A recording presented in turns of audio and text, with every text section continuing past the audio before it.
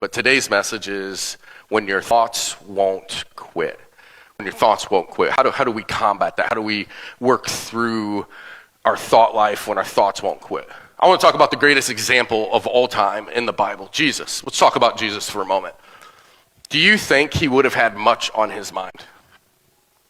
I think he probably had a lot on his mind. Even if we're just talking about the 3 years of ministry that Jesus found himself in, not counting the 30 years prior to him stepping into ministry, but you think about the 3 years of ministry, he was dealing with the Pharisees, these religious zealots coming against him time after time.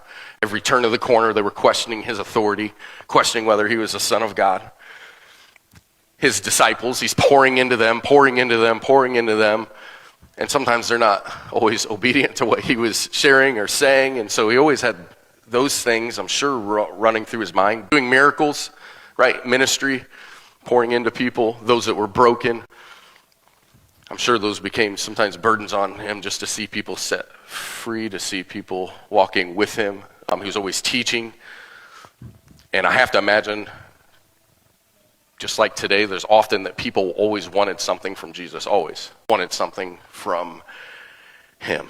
And what I can say with confidence, Jesus had the biggest assignment of anyone ever to walk the face of the earth. Bigger, it doesn't matter how big someone's church is, how big their ministry is, no one carried the assignment that Jesus carried. And so I began to ask myself, how did Jesus do it?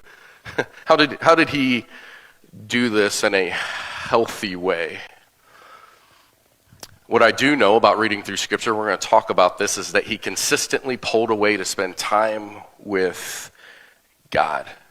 And just as importantly, he consistently and intentionally disconnected.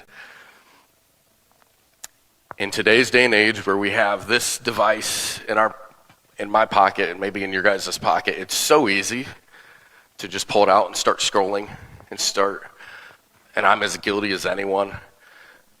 And it's really hard to intentionally disconnect from life, from the world for a moment, just to, God, I need you to fill my cup. God, I need something from you. And so maybe this speaks to you. And maybe for you, you're like, man, I need to start doing this. I need to pull away just as Jesus did. I need to get away from some of the busyness of life.